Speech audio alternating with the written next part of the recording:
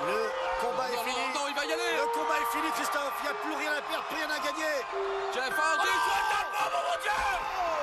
Soigne le bombe de Jeff Hardy.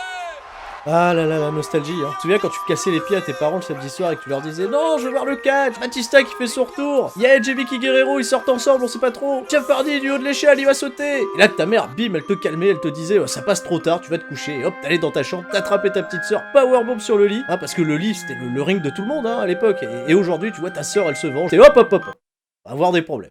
Pas d'amalgame les amis. Oh, salut à tous, c'est sûr, et ça me tardait de sortir une vidéo un peu hors contexte de l'actualité pour m'adresser à un nouveau public. Oui, ceux de la chaîne, vous êtes habitués, vous connaissez tous les codes, vous suivez le catch, l'actualité, mais là, je veux m'adresser à toi. Oui, toi qui as découvert le catch il y a 10 ans sur NT1 et qui repense par moments avec nostalgie à Randy Orton se faisant casser la gueule par Triple H à coups de marteau. Oui, toi qui postes sur les réseaux sociaux que le catch c'était mieux avant parce que ça passe à la télé, bah figure-toi, ça passe toujours à la télé. Oui, toi qui as grandi et qui est passé à autre chose, mais qui garde dans un coin de ta tête l'image de l'Undertaker qui conduit la limousine de Teddy Long et qui lui dit Buckle up, Teddy. Cette vidéo est pour te rappeler que le catch continue, qu'en 10 ans, il s'est passé un tas de choses. Et si tu veux découvrir ce que sont devenus les héros de ta jeunesse, accroche-toi bien, partage la vidéo à tes anciens potes du collège, on est parti. Alors parmi les intestables, il y a tout d'abord Batista, du muscle et du tatouage. La Batista bombe que tu faisais sur le trampoline, parce qu'à un moment, oui, t'as cassé les pieds à tes parents pour avoir un trampoline dans ton jardin, pour faire quoi? Bah pas pour sauter, mais pour faire du catch avec tes potes. Batista, l'animal qui quitta le monde du catch en 2010 pour entamer une carrière à Hollywood, qui a certes eu du mal à décoller avant de devenir Drax dans les Gardiens de la Galaxie et d'être un personnage dans Gear 5, d'avoir une expérience dans le MMA, pour la déconne. Et bah sache qu'il est revenu 2 fois dans un ring, d'abord en 2014 pour prêter main forte à Triple H et Randy Orton contre le Shield, puis en 2019 pour livrer un combat d'adieu contre Triple H un peu étonnant. Batista's helpless. He's pinned under the chair. Désormais, Batista se concentre sur le cinéma et a déclaré en avoir fini avec sa carrière de catcheur. Bon, dans le catch, faut jamais dire jamais. Tout aussi emblématique, il y a Edge. You think you know me?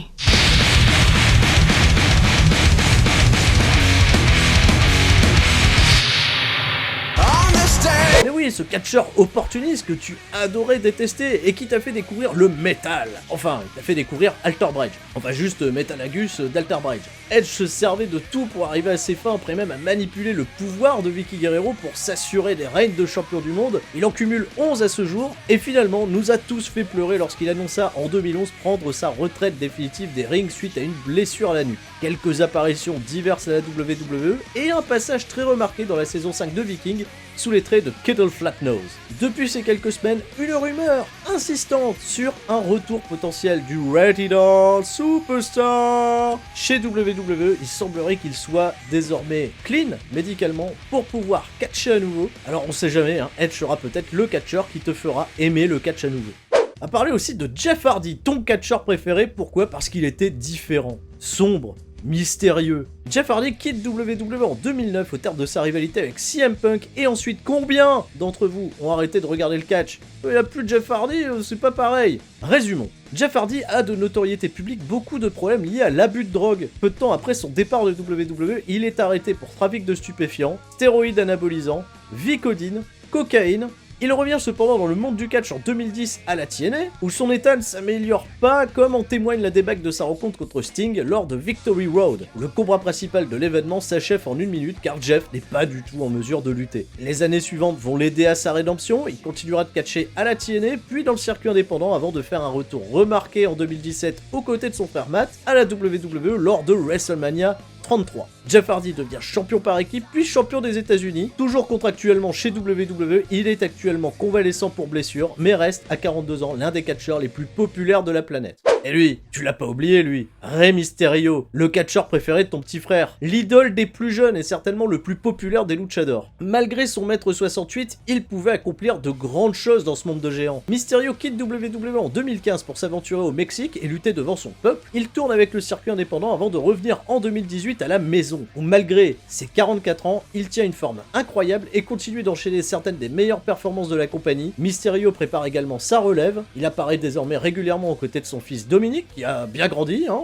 vraiment. mais que nous n'avons toujours pas vu dans un ring de catch, à part un segment où il s'est totalement fait démolir par Brock Lesnar. Contre toute attente, The Undertaker est toujours là en 2019. Les fans de catch s'amusent d'ailleurs à deviner la date de sa retraite. Il en joue pas mal d'ailleurs, et quand on pense que c'est fini, hop, il apparaît de nouveau pour une entrée qui glace le sang. À 54 ans, le Deadman catch 2 ou 3 fois par an, un rythme qui lui va bien, et qui nous déclenche toujours une sacrée nostalgie. En bref, parlons un peu de ces catcheurs un peu moins marquants à l'époque, comme Chavo Guerrero, flanqué dans le clan de Vicky et Edge, qui a quitté WWE en 2011 pour lutter un temps au Mexique, un peu à Puerto Rico, en Inde pour être aujourd'hui l'un des chorégraphes et entraîneurs des actrices de la série Glow sur Netflix. Le Big Show, le catcheur le plus grand, a poursuivi sa carrière à la WWE. Son dernier combat remonte à 2018, il est toujours employé par la compagnie, participe à des projets caritatifs et commence à jouer l'acteur. Il est par exemple l'un des personnages de la 2e saison de la série Happy sur Netflix. Voilà, et il fait caca.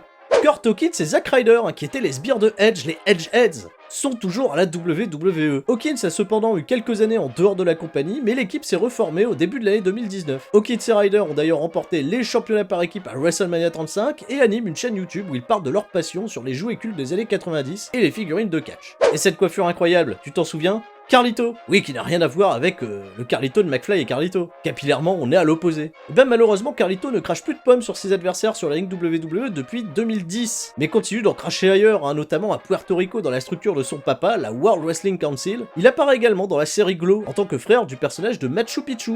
Il reste encore très populaire malgré son départ. Santino Marella, le personnage italo rigolo qui a quitté WWE en 2016 pour reposer ses blessures et monter une école de catch. Il apparaît sporadiquement dans le circuit indépendant et semble se diriger vers une carrière de free fighter. Vladimir Kozlov, le russe énervé qui accompagnait Santino Marella et lui mettait aussi au passage des branlées dans les concours de danse, aujourd'hui il est cascadeur dans des films d'action comme vous le voyez, il est en méga shape et il vit probablement sa meilleure vie. On va parler désormais des rebelles, ceux qui ont quitté WWE pour faire carrière ailleurs, et parmi ceux que vous connaissez, 3 noms très importants. CM Punk, qui a quitté WWE en 2014 après avoir pété un cap backstage sur les décisions scénaristiques que prenait son personnage.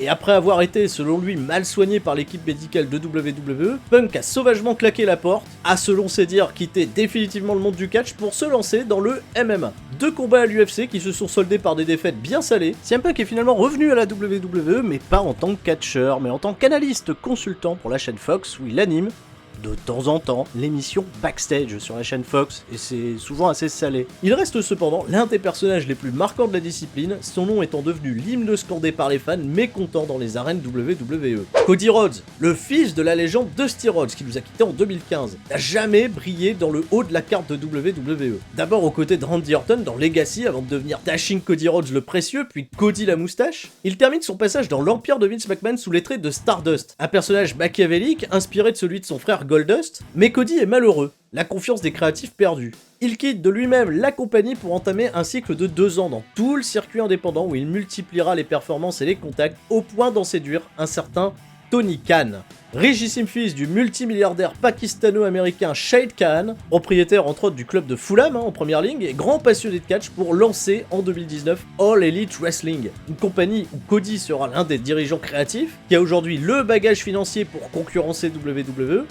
Pas sûr que Vince McMahon ait vu juste il y a 3 ans. Et en dommage collatéral de tout ça, il y a bien entendu Chris Jericho, l'un des catcheurs au palmarès les plus reluisants de l'histoire du catch qui quitte WWE en 2018 pour partir à l'assaut de New Japan Pro Wrestling, à la compagnie de catch la plus populaire du Japon. Mais c'est pas tout, il rejoint lui aussi Cody Rhodes et All Elite Wrestling, où il est, à l'âge de 48 ans, devenu le premier champion. Jericho reste un nom des plus vendeurs dans le monde du catch et continue en parallèle de mener la vie de rockstar avec son groupe Fozzy, 7 albums et des concerts dans le monde entier. Bien sûr, en 10 ans, il y a eu aussi des mauvaises nouvelles. Certains catcheurs de la génération NT1 nous ont quittés, tels que Big Daddy V, décédé d'une crise cardiaque en 2014 à l'âge de 42 ans. Umaga a également décédé dans l'année de son renvoi de la WWE en 2009. Il avait refusé de suivre une cure de désintoxication ordonnée par la compagnie. Il nous quittera quelques mois plus tard des suites d'un arrêt cardiaque provoqué par un mélange de plusieurs médicaments. Enfin, Ashley Massaro qui hélas s'est suicidé aux portes de son 40e anniversaire le 16 mai 2019. Cependant, je voulais finir cette vidéo sur une note positive.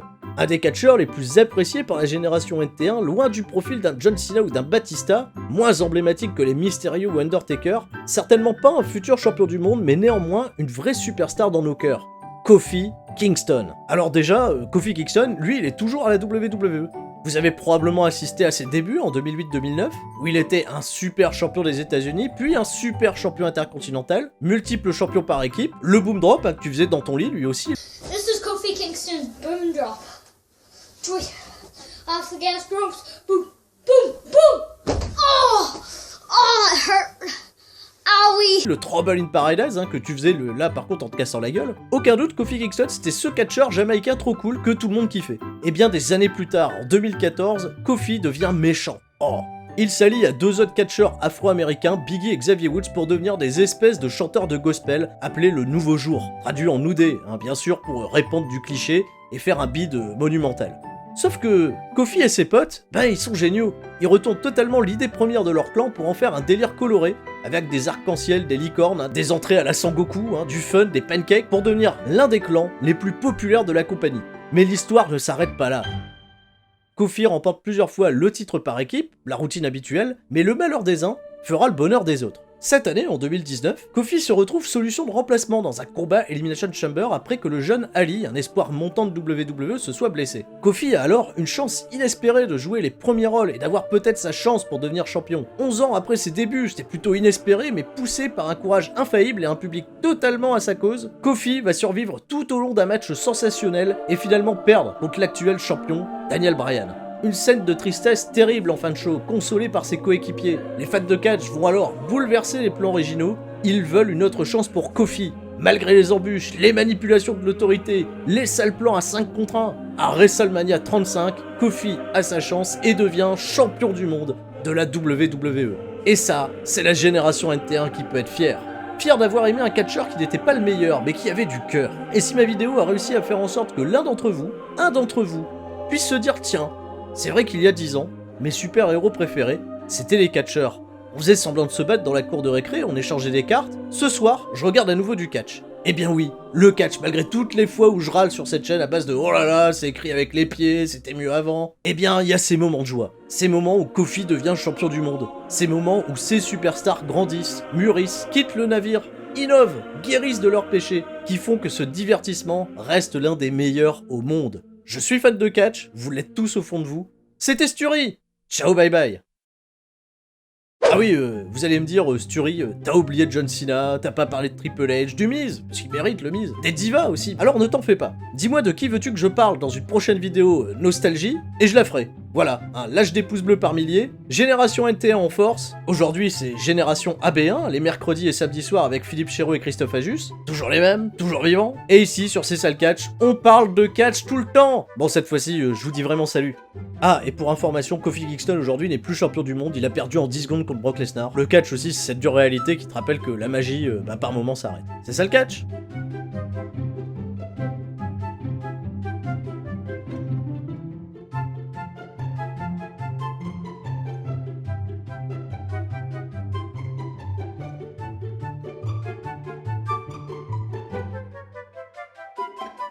Oh.